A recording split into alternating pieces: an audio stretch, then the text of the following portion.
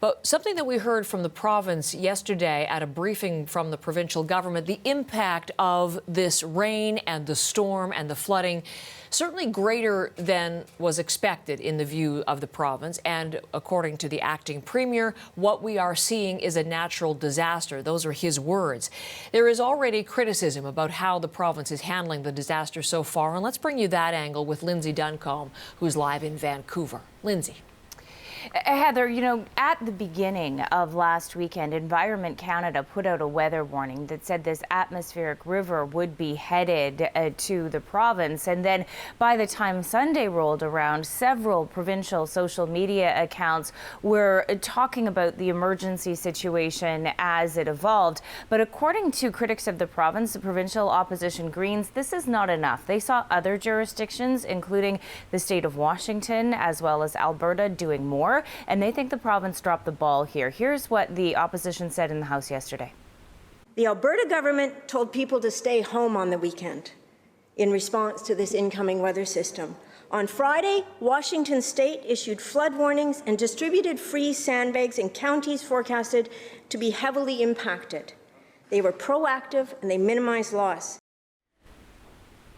And there has been some version of these questions posed to the Public Safety Minister, Mike Farnworth, Heather, at every news conference that we have listened into. He has said that in many cases it is the local jurisdictions, particularly when it comes to closing highways that run through those municipalities, that are responsible. As you mentioned, he said that what happened was much greater than what the predictions even had laid out. And he has been defensive, really, about the response. Here's more of what he said when he was asked specifically, why wasn't there a news conference or greater warning over the weekend? What we saw was an absolutely unprecedented, deluge, torrential deluge like we have never seen before. And so, significant work was underway. Crews were out, both within the Ministry of Transportation and Highways and in communities right across the province that were going to be impacted. So there was a lot that was undertaken. Obviously, after any event such as this, the province assesses what's taken and lessons learned and planning for the future. One of the other big questions a lot of people had is, why didn't people's phones buzz? You know, I remember this from when I lived in the States. An emergency happens, your phone buzzes, you know that something is imminent, especially when it comes to flooding.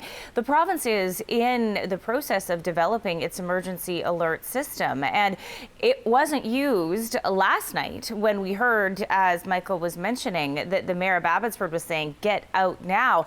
Another defensive statement from the province as to why that didn't happen, saying that the Emergency Management BC has been ready and able to issue a broadcast intrusive alert through Alert Ready. The city of Abbotsford indicated that it did not want to issue an alert at this time.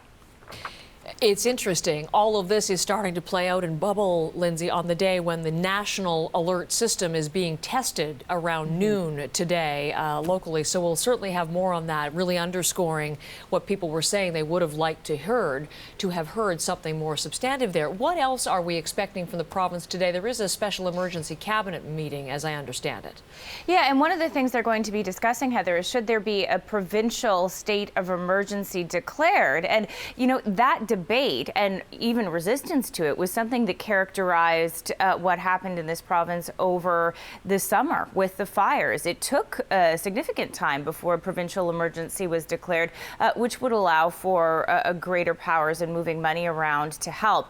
The other thing is that we are awaiting new details on any federal provincial cooperation. We know that the Premier John Horgan spoke with the Prime Minister last night, the Prime Minister offering both short-term support in terms of the sort of things we've been seeing with the military helicopters, as well as long-term rebuilding, which when you look at those highways, you know that is going to have to be a huge effort.